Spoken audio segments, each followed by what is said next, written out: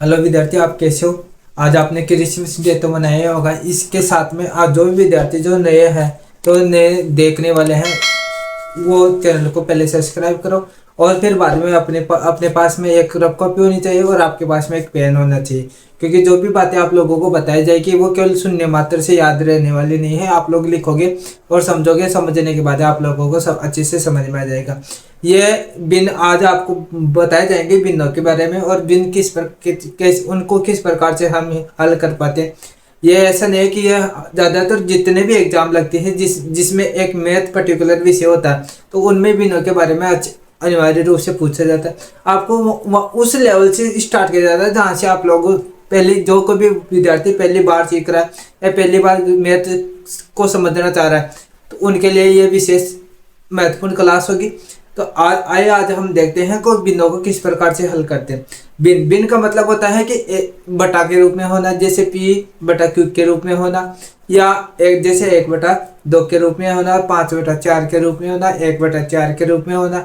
यानी कि पहले वाले के जो अगर जैसे माना कि 25 है और 25 को हम बिन में बदलते हैं तो यानी कि वो 100 का 4%, 100 का कितना होना होगा 4% हो गया, यानी कि वो 100 का 4% तो 1/4 में हम पिन को 25 का प्रतिशत है उसको 1/4 में बदल सकते हैं।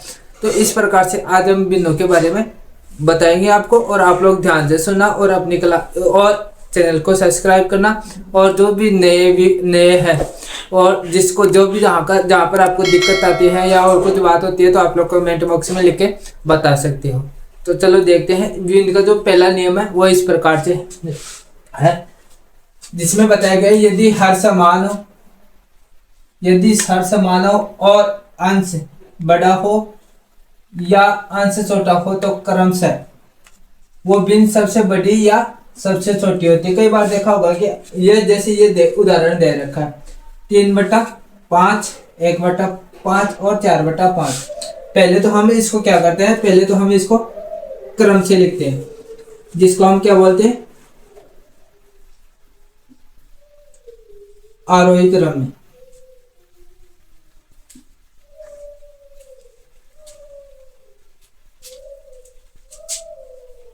आरोही क्रम में लिखते हैं, जिसमें 1/5, 3/5 और 4/5। इसमें बताया गया है कि पहला नियम है जिसमें हर समान हो, यानी कि ये तो अंश हो गया और ये वाली जो है नीचे वाला ये हर हो गया। तो अंश जिसमें हर समान है, यानी कि क्या हो गया, ये भी समान है, 5 है, यहाँ भी 5 है और यहाँ भी 5 है। अंश समान है और ये हर समान है और अंश बड़ा हो या छोटा हो तो क्रम से बिन सबसे बड़ी या छोटी हो सकती है। तो इसमें देखो आप लोग, जिसका अंश सबसे बड़ा होता है उसकी बिन भी क्या होगी, सबसे बड़ी।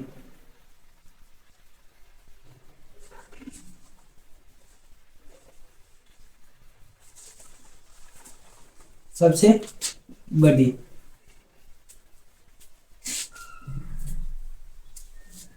और ये वाला है 1/5, तो क्या होगा, जो अंश है छोटा है तो बिन भी क्या होगी, छोटी होगी। यानी कि ये सबसे छोटी बिन होगी और ये सबसे बड़ी बिन होगी। ये आपको समझ में आ गया। यानी कि जिसका हर है वो समान होता है और अंश अलग अलग हो, तो जिसमें जो अंश होगा, जिसका अंश है वो सबसे बड़ा है तो वह बिन सबसे क्या होगी, सबसे बड़ी होगी। तो ये हमारे पास में 4/5 सबसे बड़ा है। सबसे देखो ये इसमें सबसे छोटा 1/5, फिर बाद में 3/5, फिर 4/5। तो सबसे ज्यादा जो अंश किसका आ रहा है, 4 सबसे ज्यादा है, 1, 2 और 4।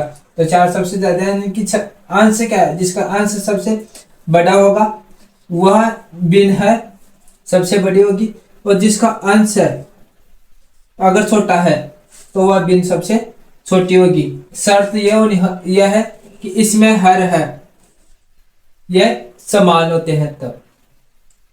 अब दूसरा नियम है, यदि अंश समान हो, यानी कि यह हमारे पास में क्या है, अंश, और ये वो वाले हैं हमारे पास में हर।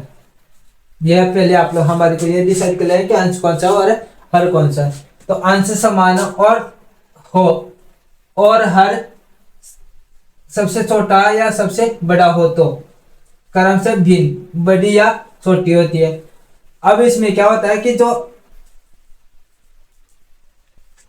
यह हो गया। अब इसमें देखो पहले हमारे को क्या करना है, यह क्रम से लिखना है, 5/3, 5/6 और 5/9।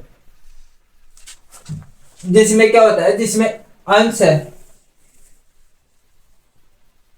ये एक पहले ये देख लो, ये क्रम कौन सा है, इसको हम आरोही क्रम बोलते हैं, आरोही क्रम।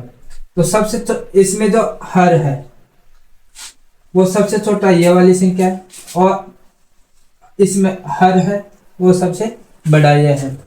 तो क्या होगा, जो सबसे छोटा या बड़ा कौन सा होगा, जिसमें अंश है वो तो समान हो। अंश अगर हमारे पास में समान है और हर है, वो सबसे बड़ा, छोटा और सबसे बड़ा, यह सबसे बड़ा है तो क्रम से भिन्न, बड़ी होगी और छोटी होगी। तो जो सबसे अंश है सबसे छोटा है, तो क्या हो गया, अंश है सबसे छोटा है, और यह हर है, ये क्या है, हर, यह सबसे छोटा है, तो भिन्न भी क्या होगी हमारी, छोटी होगी या बड़ी होगी। जिसका अंश सबसे छोटा है, भिन्न है, वो बड़ी होगी।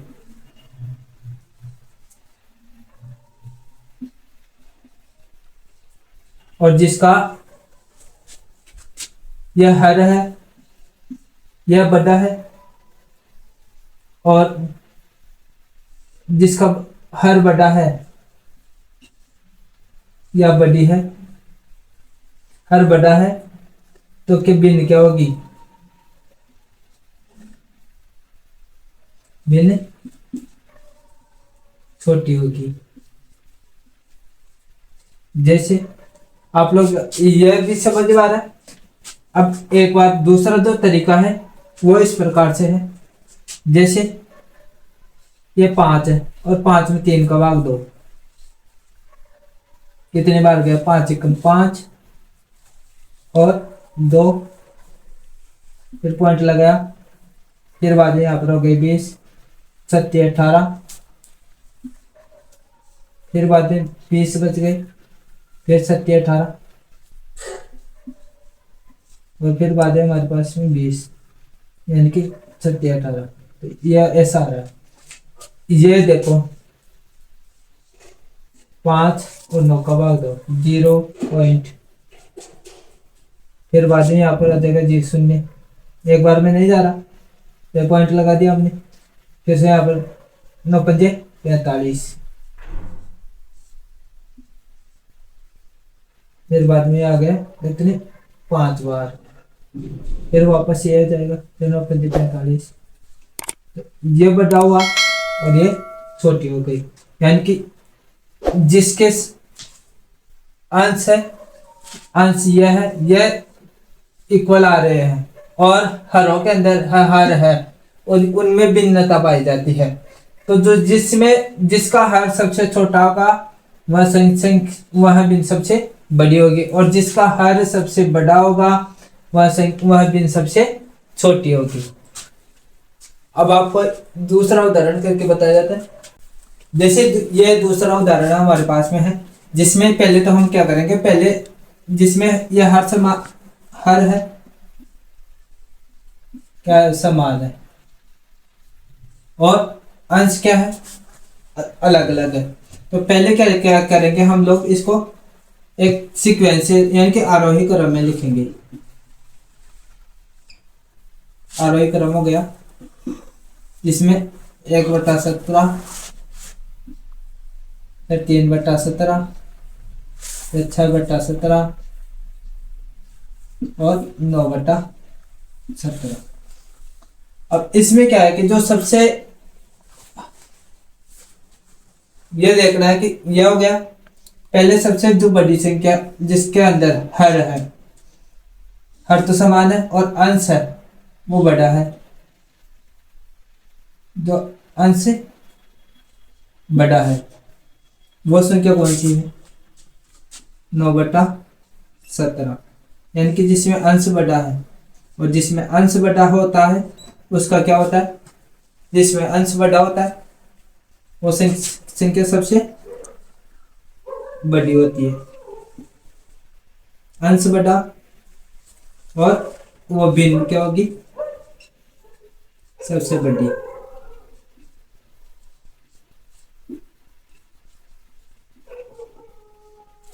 और ये सबसे छोटी, जिसमें अंश क्या होगा? छोटा होगा, 1/17। इसमें क्या अंश क्या छोटा है तो क्या होगा? भिन्न भी छोटी होगी। समझ में आ गया आपको? यानी कि अगर हर समान हो और फिर बाद में जिसका अंश सबसे बड़ा आ रहा है वो संख्या क्या होगी? सबसे बड़ी होगी। और जिसका अंश सबसे कम आ रहा है वो संख्या वो भी सबसे छोटी होगी। दूसरा जो नियम है जिसमें हर अंश क्या है? समान है, और हर क्या है? अंश समान और हर अलग अलग।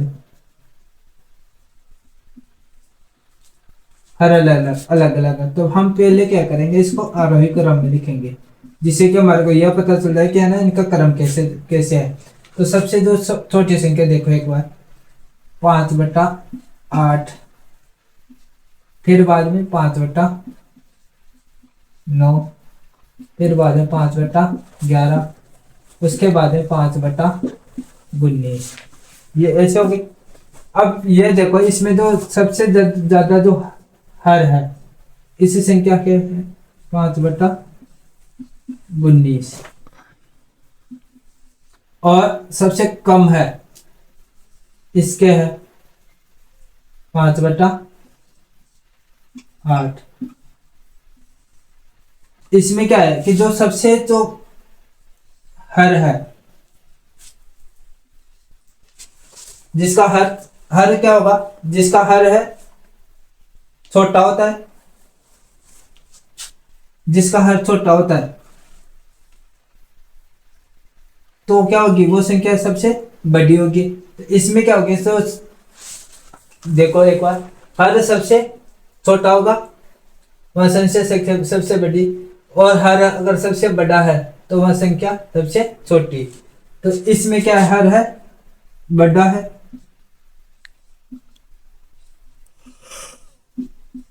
तो भिन्न क्या होगी?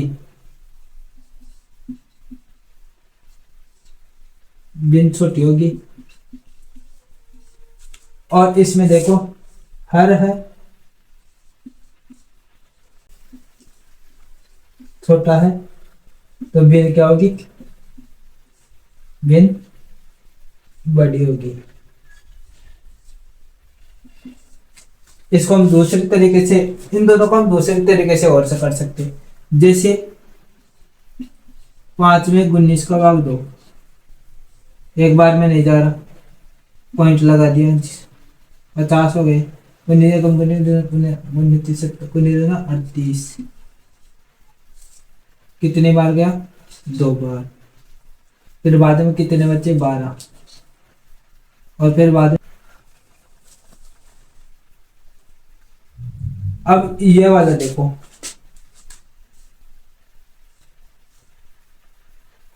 5 में 8 का दिया,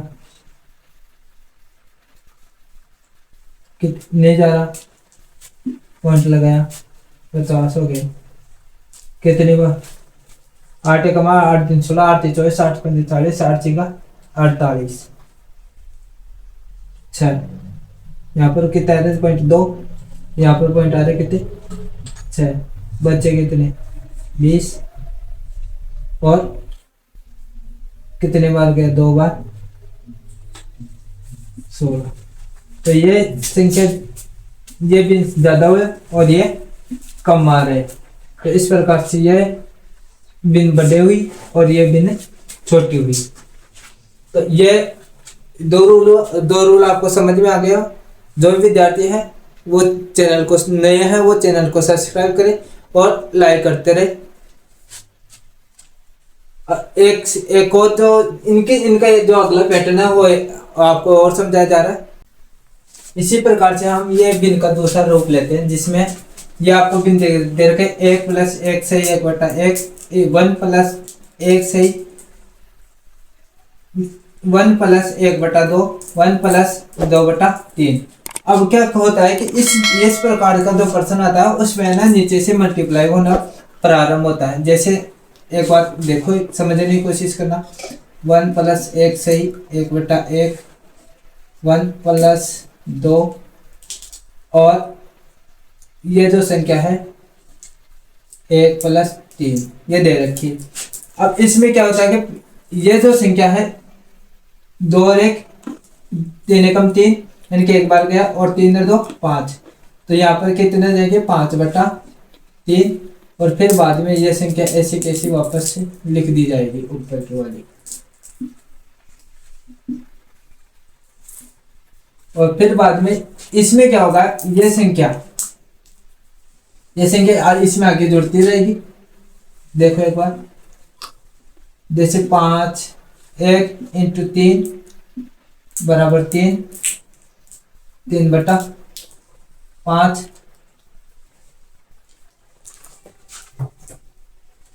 ये ऐसे हो जाएगी, जैसे 1 से 1/3, 1/3 + 1/5। अब क्या होगा, 5 एकम 5, 5 और 3 8। और अब क्या होगा, 8/5 + 1 से,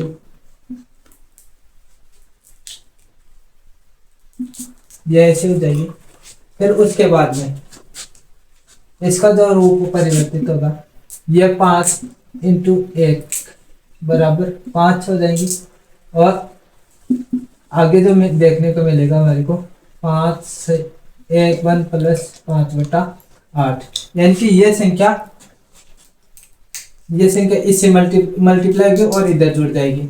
और फिर बाद में ये यहाँ पर होगा 5 होगा, 5 तो रहेगा, और 3 ऊपर, ये इससे मल्टीप्लाई हो जाएगी, यानी कि ये संख्या इससे मल्टीप्लाई हो रही है।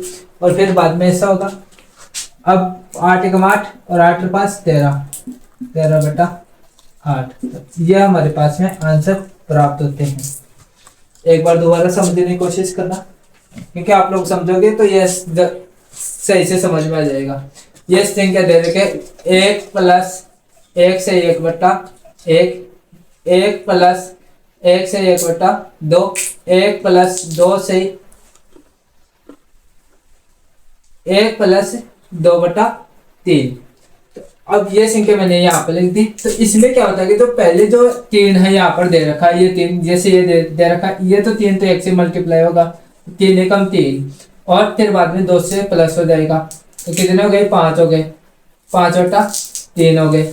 अब ये 3 है, ये नीचे वाले, क्योंकि ये बटा में आ गए, तो ये ऊपर वाले से मल्टीप्लाई हो जाएंगे। 1 था यहाँ पर, ऊपर वाली जितनी भी संख्या है उससे मल्टीप्लाई हो जाएंगे, 1/1 × 3, यानी कि यह हो जाएगा 3/5 हो गए। 1 से 3/5 हो गए। ऊपर वाली जो संख्या है हमने वैसे की वैसी रख रखी है।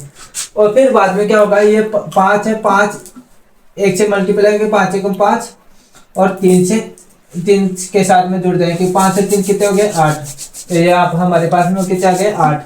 और फिर ये 5 है, ये 5 ये यहाँ से इससे मल्टीप्लाई हो जाएंगे, 5 एकम 5, और फिर हमने ये संख्या वापस लिख दी, 1 से ही 5/8, 8 एकम 8 और 8 5 13, तो 13/8। इस प्रकार से हमारी ये क्वेश्चन सॉल्व होता है। अब जो दूसरा क्वेश्चन है, जैसे दूसरा क्वेश्चन ये यहाँ पर दे रखा है, जिसमें से बताया गया है 1 से ही 3/4, 1 से ही 4/5, 1 से ही 5/6। अब हम हमारे को उसी प्रश्न के ऊपर आधारित है और इसी प्रकार से हमारे को हल करना है, जिसमें लिखना है 1 से ही 3/4, 1 से ही 5/6 और ये 1 से ही, इस प्रकार से लिखना। अब ये क्या होगा, ये तो इससे मल्टीप्लाई हो जाएगा, जिसमें क्या होगा, पहले एक बार देखो, 6 एकम 6, 6 + 5/6 कितने हो गए, 11/6। अब हमारे पास में जो हम ऐसे कैसे इसको वापस उतारते, 4 + 11/6, इस प्रकार से ये संख्या इस प्रकार से उतर जाएगी। अब क्या होगा, ये 11 ये 6 है, ये इससे मल्टीप्लाई हो जाएगा, 4 × 6, और ये 11 ऐसा कैसे रहेगा, तो हमारे पास में जो नई जो संख्या प्राप्त होगी वो ऐसी होगी, 4 × 24 हो जाएंगे।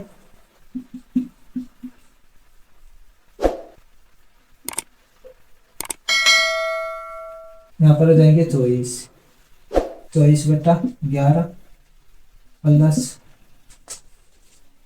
अब क्या होगा, 11 × 11 हम, तो ये हो जाएंगे 11 + 24 बराबर कितने हो गए, 35। 35/11, तो हमारे के पास में हो गए 1 से ही 3/35/11। अब इसको आगे करते हैं, 1 + 3 35/11, तो क्या होगा, यह इससे मल्टीप्लाई हो जाएगा, 3 × 11 बराबर 33। तो हम वापस इसको लिखेंगे, 1 से ही 33/33 करो, 35 + 33/35 कितने हो गए,